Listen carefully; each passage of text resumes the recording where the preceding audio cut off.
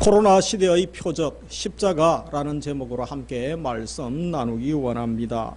이 사람들은 이 세상 살면서 이 계절에 따르는 여러 가지 징조를 보고 미리 대비해서 또 위기를 모면하기도 합니다. 겨울이 오기 전에 준비를 하죠. 그래서 한파를 잘 또 피하기도 합니다. 여름 오기 전에 이 태풍과 장마를 또 우리가 미리 준비하여서 또 위기를 면하기도 합니다. 옛날에 우리 조상들은 이 할머니들은 이 다리가 아프거나 허리가 또 쑤시는 것을 통하여 이 날씨를 예측하기도 했습니다. 나이가 들면 이 관절염에 시달리게 됩니다. 그래서 비 오기 전에 허리가 쑤시고 이 다리가 아프지 않습니까?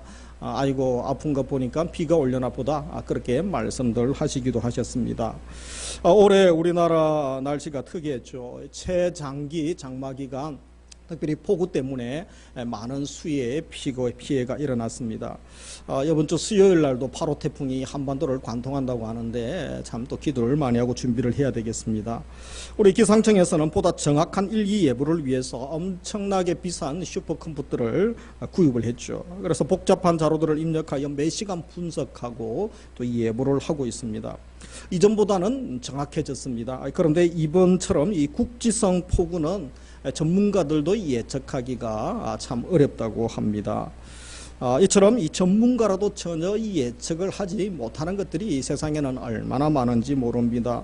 코로나19 사태가 이렇게 심각할 줄, 또 일어날 줄 누가 알았겠습니까? 우리 인간은 우리의 미래, 또 세상의 미래에 대해서 전혀 알지 못합니다. 왜냐하면 미래는 오직 하나님의 주권에 달려있기 때문에 그렇습니다.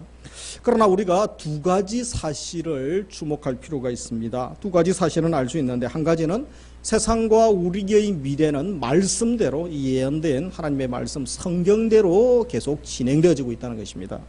그리고 또 하나는 우리의 미래에 무엇이 기다리고 있는지 모르지만 하나님께서 믿음으로 이기게 하시고 감당할 은혜를 지금 주신다라는 것을 우리가 확신해야 되는 것입니다.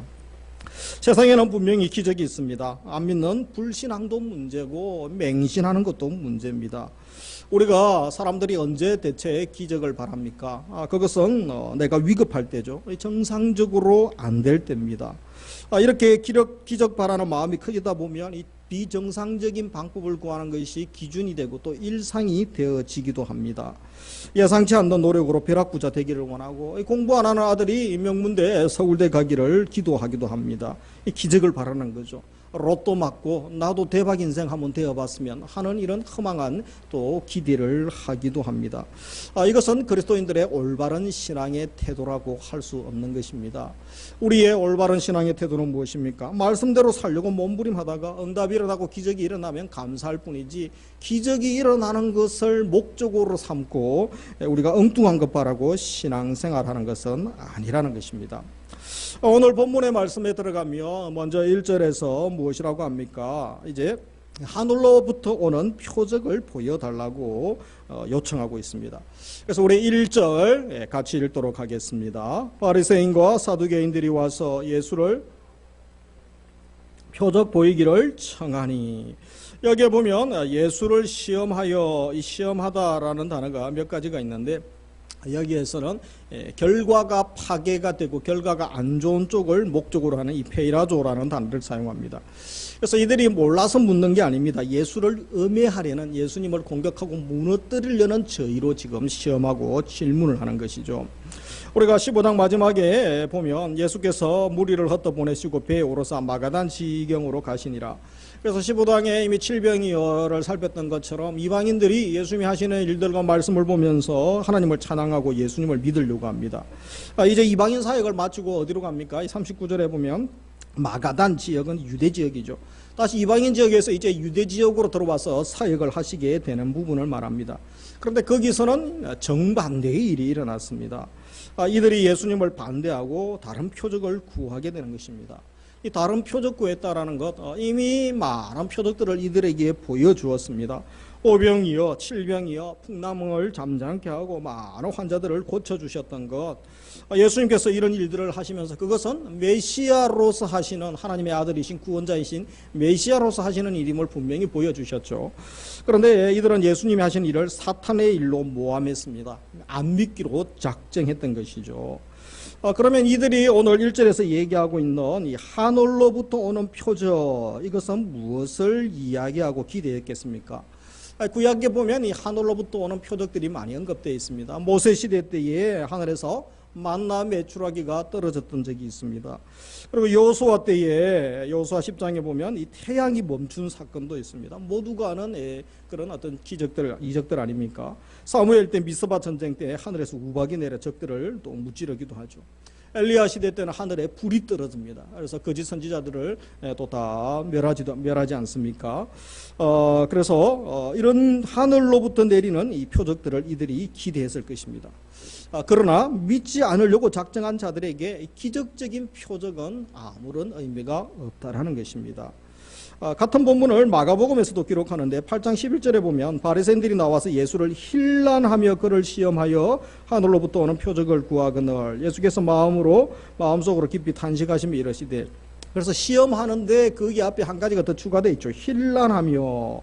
이 힐난하다라는 것은 비난하는 겁니다. 예수님을 비난하면서 이제 예수님을 공격하려고 또 저들이 질문을 하는 것입니다.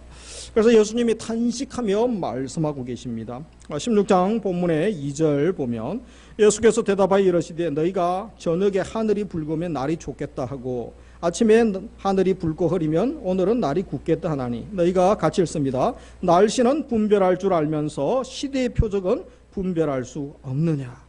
그래서 너희가 날씨는 잘 분별하는데 시대의 표적, 더 중요한 것은 이 분별 못하는 영적 그런 민감도가 떨어져 있는 것이죠. 분별력이 없는 것이죠.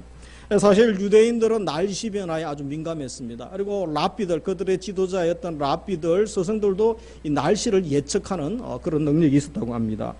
예수님은 날씨는 잘 분별하는데 그들의 현실을 이야기하죠. 그런데 더 중요한 시대는 왜 분별하지 못하느냐. 그래서 이 3절에 너희가 날씨는 분별할 줄 알면서 시대의 표적은 분별할 수 없느냐, 그렇게 말씀합니다. 시대의 표적, 세메이아라는 단어를 사용하죠. 이것은 우리는 단수로 기록되어 있지만 원어에는 이제 복수죠. 시대의 표적들, 그것들을 너희들이 구분하지 못하느냐. 그래서 이것은 징조 또 표징을 이야기하는 겁니다.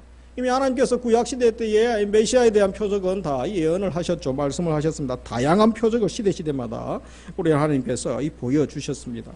우리 예수님도 이미 성경에 예언된 대로 그 메시아 예언을 다 말씀하시고 또 성취하셨습니다.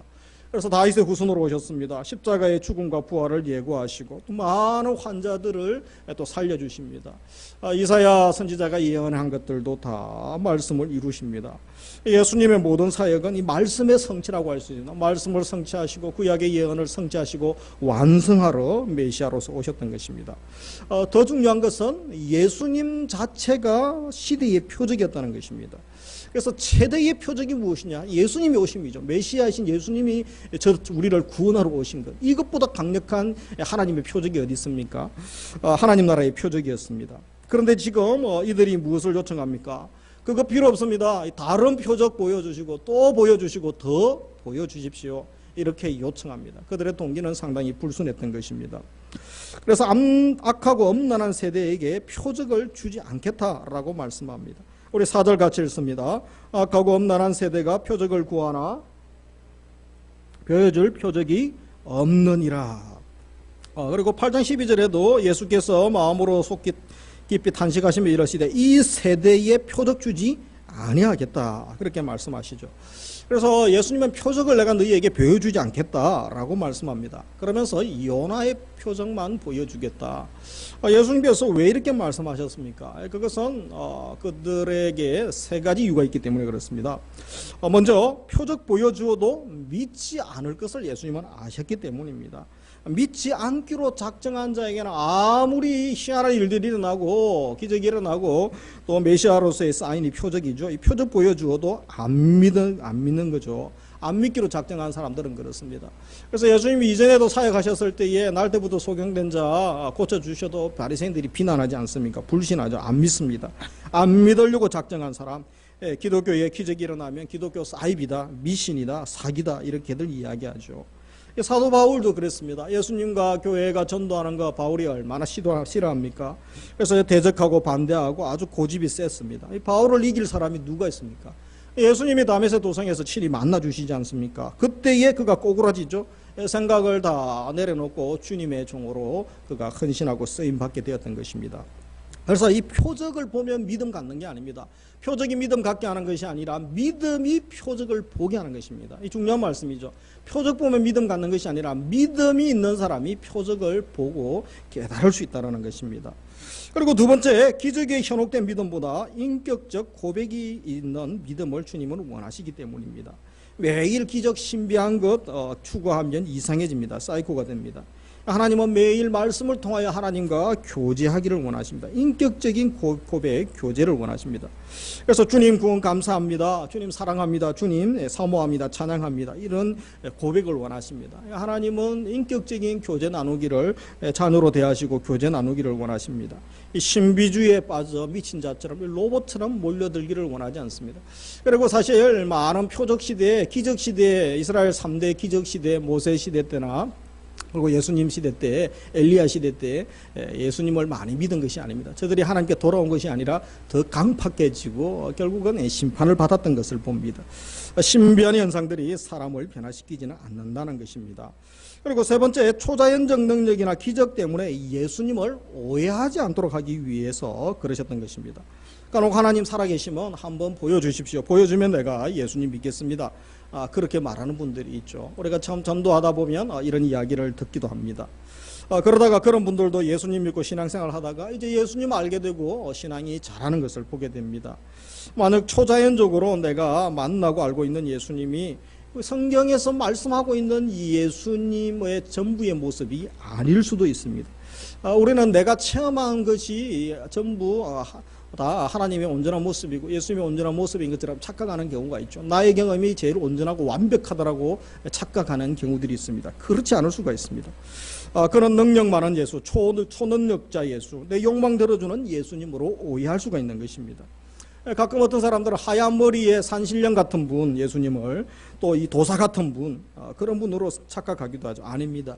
엉뚱한 예수님의 모습은 뭐죠? 다 우상이죠. 우상 숭배. 그래서 우리가 예수님을 바로 알아야 됩니다. 내가 왕 주인 되지 말고 예수님 알고 예수님 믿는 것이죠. 그리고 예수님 사람 원하시는 사람이 되고 주님이 원하시는 종, 주님이 쓰시기를 원하시는 주님의 종으로 우리가 변화받아야 되는 것입니다. 그래서 주님이 지금 이들에게 주고 싶은 것, 우리에게 주고 싶은 것이 무엇입니까? 내가 원하는 것, 저희들이 원하는 것이 아닙니다. 소위 능력, 돈, 명예, 힘 이런 것이 아니었습니다. 그래서 4절에 보면 악하고 엄란한 세대가 표적을 구하나 요나의 표적밖에는 보여줄 표적이 없다. 그래서 악하고 엄란한 세대, 이 세대를 향하여 이 악하고 엄란한 세대다, 이 엄란하다. 엄란한 게 무엇입니까? 이 자기 남편 내버리고 다른 여자한테 가는 것이고 자기 아내 내버리고 다른 남자에게 가는 거죠.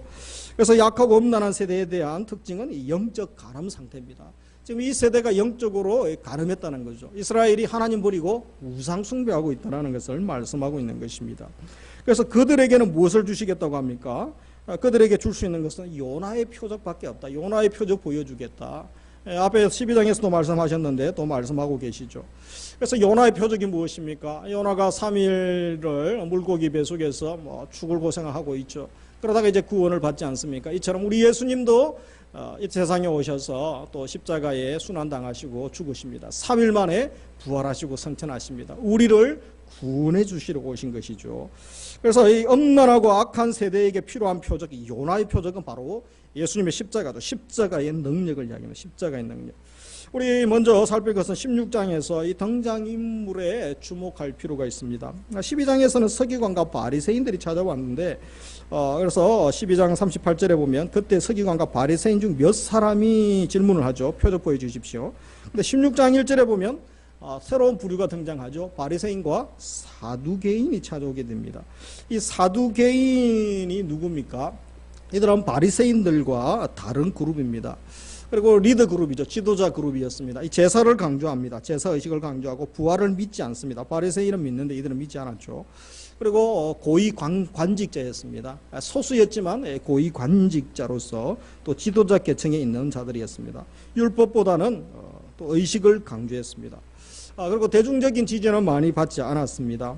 바리새인과 사두개인들은 모이면 서로 싸우는, 대적하는 여러 가지 저들의 가치가 달랐기 때문에, 신학이 달랐기 때문에 싸우는 두 그룹입니다. 그런데 오늘 16장에 들어오면 아주 특이한 현상을 발견하죠. 이 원수 같은 바리새인과 사두개인들이 지금 이상한 모습을 보입니다. 이들이 뭉쳤죠. 하나가 되어 있습니다. 이럴 경우가 없는데 예수님을 대적하기 위하여 뭉친 모습을 봅니다. 세상이 늘 그렇습니다. 서로 싸우다가도 세상이 하나 되고 또 뭉칠 때가 있습니다. 교회를 대적하고 또 교회를 핍박할 때 이 악이 하나로 뭉치게 된다는 것입니다. 이미 시편 2편에 예언을 하고 있죠. 시편 2편 1절에 보면 같이 읽습니다. 어찌하여 이방 나라들이 분노하며 세상의 군왕들이 났으며 관원들이 서로 꾀하며 여호와와 그의 기름 부음 받은 자를 대적하며. 그래서 이들이 자기네들끼리 항상 싸웁니다. 그러다가 또 교회를 향하여는 모두 대적하는 자세로 돌변하게 되는 것입니다. 세상이 늘 그렇습니다. 자기 힘을 자랑합니다. 기독교를 공격합니다. 자신의 강함을 자랑합니다. 더 센 능력을 구하게 됩니다. 힘, 파워, 권력 가지고 높은 자리에 올라가서 과시하고 억압하려고 하는 것입니다. 그래서 오늘 우리 예수님은 무엇을 보여주시겠다고 합니까? 요나의 표적 보여주는데 요나의 표적은 그런 것이 아니라고 하는 것입니다. 세상의 힘과 권세가 아니라는 것이죠. 그래서 우리 주님은 십자가의 능력, 섬김의 능력, 희생, 또 헌신의 삶을 말씀하고 계십니다. 교회가 세상처럼 하려고 하고 부러워하고 따라해서도 안 된다는 것입니다. 힘으로 반응하고 힘으로 또 하려고 하는 것, 그것은 하나님의 방식이 아니라는 것입니다. 우리 기독교의 최대의 기적이 무엇입니까? 큰 힘 얻고 능력 얻고 성공하는 것입니까? 그것이 아닙니다. 하나님의 사랑이죠. 하나님의 사랑이 모든 것을 변화시키고 모든 것을 새롭게 하지 않았습니까? 우리 모두는 지적, 경제적, 재정적으로 이 세상 수준의 세상 기준에 따르면 상위 1%에 들기가 어렵습니다. 모두가 세계 신기록을 낼 수가 없습니다. 모두가 금메달을 딸 수가 없습니다. 모두가 유현진처럼 또 김연아처럼 될 수가 없습니다. 오히려 그들을 우리가 부러워할 수밖에 없고 기가 죽게 되죠. 근데 우리 모두가 할 수 있는 것이 있습니다. 믿는 자 할 수 있는 것, 우리 모두는 사랑할 수 있습니다. 용서하고 하나 되고 화합을 추구하는 것, 이것은 우리가 할 수 있는 것입니다. 이 시대에 필요한 것, 십자가의 능력이 필요하죠. 용서의 능력이 필요하고 사랑의 능력이 필요하다는 것입니다. 그래서 이 시대는 깜짝 놀랄 기적이 필요한 것이 아니라 십자가의 능력이 필요하고 또 십자가의 길을 건넌 성도의 삶의 능력이 필요한 것입니다. 이 세상은 대단한 능력을 보여달라고 또 기적과 또 힘을 요청하고 있습니다. 한번 보여달라고 그러면 내가 믿겠다라고 이야기들 합니다. 그러나 초자연적인 기적 능력이 사람을 바꾼 적이 없습니다. 그것을 믿는 것은 오산입니다. 우리에게 필요한 것은 우리가 예수님을 믿는 것이지 예수님이 아니라 초자연적 능력, 이 기적이 아니라는 것입니다. 세상에서 기적을 행하는 자들은 참 많습니다. 주님이 말씀하지 않는 기적을 행하는 자들이 얼마나 많습니까?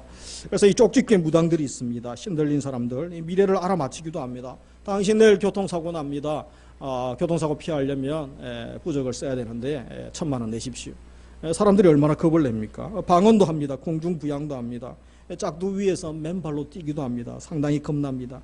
그런데 그것이 어쩌다는 것입니까? 그런 자의 능력이 영혼을 바꾸지 못하고 그런 자의 능력이 세상을 바꾸지 못한다는 것입니다. 이 교회 안에서도 신사도 운동하는 사람들이 있습니다. 아말감을 금리발로 바꾸고 금가루 떨어지고 쇼를 하면서 현혹하는 자들이 있습니다. 가능할 수도 있습니다. 그런데 그것이 우리에게 무슨 도움이 되느냐라는 것입니다. 그것이 예수님의 십자가의 능력을 아는데 도움이 되겠습니까? 정말 놀랍다, 신기하다 이런 말은 할 수 있겠죠. 그러나 그런 것들이 죄인의 근본을 바꿀 수는 없다는 것입니다. 오직 우리를 바꾸는 것, 죄인을 바꾸는 것은 무엇입니까? 십자가입니다. 예수 그리스도의 십자가, 예수 그리스도의 십자가의 능력이 죄인을 바꾸고 나의 인생을 바꾸고 이 세상을 새롭게 할 수 있음을 믿어야 되는 것입니다. 요즘 어떤 분들은 워낙 우리가 악한 세상 살기 때문에 더 큰 능력이 나타나야 된다 말하기도 합니다. 물론 한편으로는 동의가 되는 부분도 있습니다. 그런데 그들 주장 중에 말씀만으로는 안 됩니다. 이제 성령의 강력한 능력이 나타나야 됩니다. 이렇게 나타나야 사람들이 믿습니다. 이렇게 말하기도 합니다.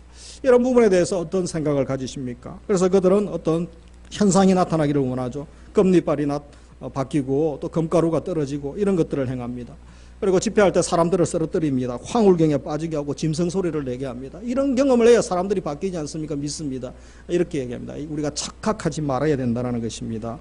가장 강력한 성령의 역사가 신비한 역사라고 말한 적이 없습니다. 바로 거룩하게 하는 역사인 것입니다. 죄인이 회개하고 예수님 믿는 것, 성령의 강력한 역사, 물론 초월적인 일들도 행하시죠. 그러나 이 죄인이 회개하고 예수 믿는 것, 이 거룩하게 하는 것보다 강한 역사가 어디에 있습니까? 이 한국 교회가 심각한 병에 들어 있는 것이죠. 그래서 이전에 한 성도가 기도원에서 10일간 금식하고 은사를 받았으면 능력을 받고 너무 기분이 좋아 내려오다가 남의 밭에 호박과 고추를 다 따가지고 옵니다. 자기가 착각하고 있는 것이죠. 내가 배고프니 하나님이 내게 주셨다라고 생각하고 따가지고 온 것이죠. 그것은 도둑질입니다. 도둑질. 남의 것 따가지고 가면 도둑질입니다. 지금 한국교회 성도들 중에 이런 식으로 신앙생활 하려는 자들이 있는 것입니다. 신비한 능력 체험하고 은사 체험하면 다 하고 전부인 걸 아는 거죠. 그러나 거룩하게 살고 정직하게 살아야 되는 것입니다. 우리 신앙이 이성적이어야 됩니다. 윤리적이고 상식적이어야 됩니다. 그것 위에 초월적이어야 되죠. 그래서 이 초월성이 물론 있습니다. 그런데 이 상식적, 윤리적, 이성적인 것을 벗어나면 안 됩니다. 우리가 신비, 초월만 강조하면 뭐죠? 광신이고 미신이고 맹신이 되는 것입니다. 지금 한국교회가 왜 세상의 지탄의 대상이 됩니까? 우리가 복음 전하고 선한 일하고 정직하게 살고 거룩하게 살다가 박해를 받는다면 오히려 할렐루야 해야 되죠. 지금 그렇지 못한 것 아닙니까? 일부 교회 성도가 무모한 행동하다가 교회가 지탄의 대상이 됩니다. 상식선에서도 되지 않는 너무 이상한 행동들을 많이 하고 있는 것입니다. 큰 어려움을 겪고 있는 것입니다. 그래서 우리가 회개하고 기도해야 됩니다. 우리는 거룩의 능력을 회복하고 십자가의 능력을 회복하는 은혜가 오늘 또 우리 예배드리시는, 우리 영상 예배드리는 모든 주의 백성들에게 임하기를 주의 이름으로 축복합니다. 그래서 성령의 강력한 역사가 무엇입니까? 내 죄가 밝혀 보이고 죄를 깨닫고 또 눈물을 흘리고 회개하죠. 거룩함에 이르게 하는 것입니다. 예수님의 용서가 아니면 나 같은 죄인 용서받을 길이 없음을 믿고 예수님의 십자가의 능력을 믿고 감사하는 것 아니겠습니까? 예수님 더 닮고 싶어지고 자기를 주장하지 않고 원수까지 사랑하고 싶은 마음이 생기게 됩니다. 그래서 이 성령님의 강력한 역사는 바로 죄를 이기는 능력입니다. 원수까지 사랑할 수 있는, 품을 수 있는 능력, 이것이 바로 성령님의 능력인 것이죠. 죄인을 회개하고 십자가의 길을 가게 하는 역사, 이것이 바로 성령님의 강력한 역사입니다. 죄인이 회개하고 예수님께 나와서 거룩한 사람 되고 변화되어 주님 앞에 귀하게 쓰임받는 것, 이것보다 귀한 역사가 없는 것입니다. 우리 교회 순식간에 이적을 행하는, 기적을 행하는 자들이 많이 나타나는 것, 그런 거 저는 원하지도 않습니다. 그렇지도 않겠지만 그 대신에 평생을 십자가의 능력으로 살아가는 자들이 많이 나타날 수 있도록 기도해 주시기 바랍니다. 십자가의 길을 끝까지 가는 분들, 그분 한 분 한 분들이 참으로 제자의 삶을 사는 것이고 주님이 기뻐하시는 삶, 십자가의 길을 가는 자들 아닙니까? 우리의 학원, 학교에서 또 일터에서, 가정에서 이 십자가의 길을 묵묵히 가며 날마다 복음의 능력을 경험하고 거룩의 능력이 우리의 삶의 현장에 나타나서 거룩한 영향력을 끼칠 수 있는 그런 사람들이, 그런 자들이 많이 나타날 수 있도록 기도해 주시고 우리가 그런 사람 될 수 있기를 주의 이름으로 축복합니다. 말씀을 맺습니다.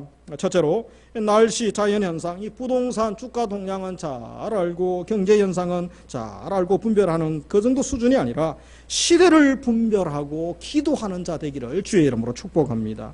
특별히 코로나 시대를 분별하기 원합니다. 이 시대에 하나님의 뜻을 알아야 됩니다. 하나님의 기뻐하시는 뜻을 또 행해야 됩니다. 그래서 우리가 지금 할 수 있는 일, 먼저 할 수 있는 일이 무엇입니까? 역대하 7장 14절 같이 읽습니다.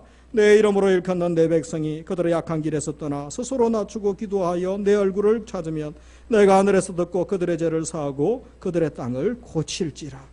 그래서 우리가 먼저, 이 교회가 먼저, 성도가 먼저 회개하고 주 앞에 무릎 꿇어야 되는 것입니다.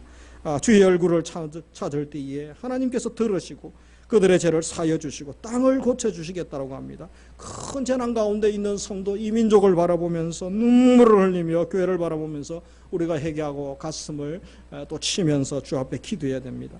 그래서 우리 교회가 3주간 릴레이 금식 기도를 또 실시합니다. 사랑방 전도회 부서별로 내일부터 실시합니다. 하루 한 끼 금식하면서 공동기도문 가지고 간절히 기도하십시다.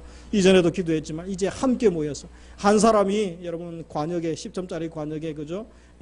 거기에 맞추는 것보다 100명, 200명이 같이 맞추는 게 더 파괴력이 있지 않습니까? 그래서 우리가 정확하게 기도해야 됩니다. 기도의 능력을 경험하는 시간입니다. 지금은 우리가 엎드려야 될 시간이고 하나님의 얼굴을 구해야 될 시간인 줄 믿습니다. 그리고 두 번째로 예수님은 요나의 표적밖에는 너희에게 보일 표적이 없다라고 했습니다. 우리가 초자연적인 역사 이런 것에 집중하기보다는 오히려 주님이 가장 원하시는 것, 나는 너와 교제하기 원한다. 주님과 깊은 교제, 인격적인 교제 나누고 주님의 사랑의 바다, 은혜의 바다에서 주님의 품에 안겨서 자유할 수 있기를 원합니다. 마지막으로 우리 삶 속에 성령님의 강력한 참된 역사가 일어나기를 축복합니다. 이 시대는 깜짝 놀랄 기적이 필요한 시대가 아닙니다. 십자가의 능력, 십자가의 길을 걷는 성도의 삶의 능력이 이 시대에 필요한 것입니다. 그래서 우리가 한 주간 어떻게 살아야 되겠습니까? 십자가의 능력이 나타나고 십자가의 길을 가는 하나님의 자녀로 각자의 삶의 현장에서 믿음으로 사랑하며 또 말씀으로 살려고 몸부림하며 승리의 삶 살아가는 주의 백성들 다 되시기를 주님의 이름으로 축복합니다.